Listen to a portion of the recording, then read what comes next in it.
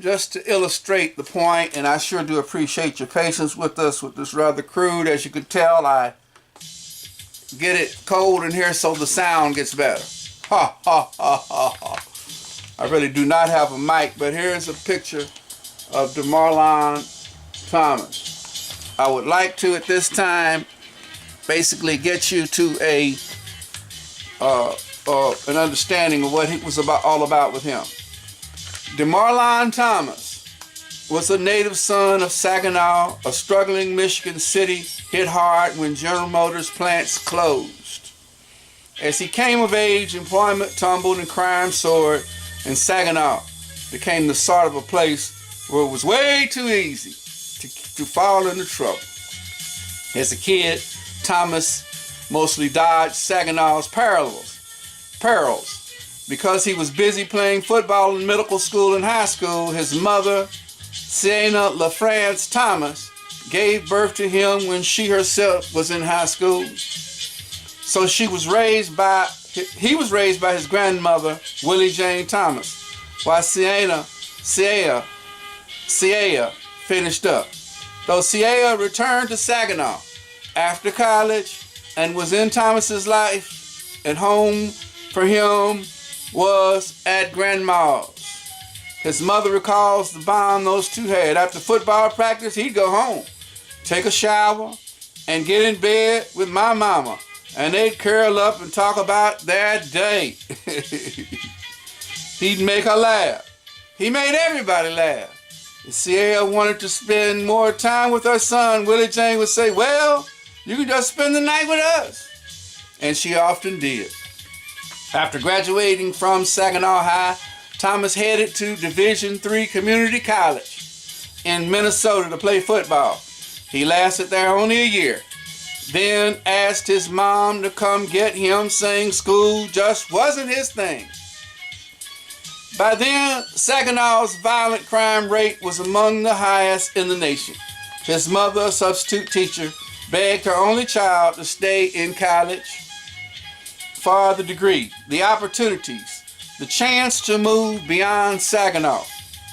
But he told her he missed his grandmother too much. "I cried all the way on the ride to get him, and all the way back home," his mother remembers. Thomas moved back in with Willie Jane. He fell in love with the crew from his South Side neighborhood, a gang called Sunnyside. How about that, Houston members? Its members were kids Thomas grew up with, kids who had long looked out for one another in a city landmined with violence and overwhelmed by despair. The police, though, blamed Sunnyside for escalating the drug dealing. Why'd they blame Sunnyside? Were they the only group? This is getting to my point. They blamed Sunnyside for escalating the drug dealing, shootouts, and drive-by killings, impelled by gang rivalries. Without football to keep him occupied, Thomas joined the one industry that was thriving, drugs. A year later, he was convicted of selling 0.008 ounces of crack cocaine and put on probation. The court extended his probation when a few months later he negotiated a $20 sale of crack.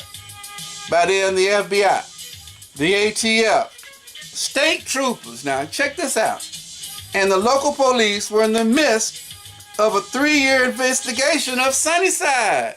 Wait a minute, why? You'll hear later. In 2007, they indicted 17 of his members, including Thomas, on federal charges. Thomas pleaded guilty to distributing a 1/4 ounce of crack. At the time, the mandatory minimums of the war on drugs were leading courts to impose long sentences on career offenders, the biggest felons, to keep them off the streets as long as possible. The judge concluded that Thomas, with 2 state convictions for dealing drugs, was a career offender. And on that note, I will stop this article, since my music stopped, by Ruth Padawer. That's Padawer. It is called DeMarlon Thomas, even a president's clemency couldn't save him. He was born in 1985. This is his picture. And of course, we'll try to get this on one of the news programs that we have at one of the stations, local stations. Here's the New York Times, just this past Sunday. Magazine that it came from with the big cowboy hat there. And again, it goes, The Lives They Live, December 31st, the last edition of the paper. That will conclude this particular chapter. And again, I hope that made the point of what the war on drugs is really about.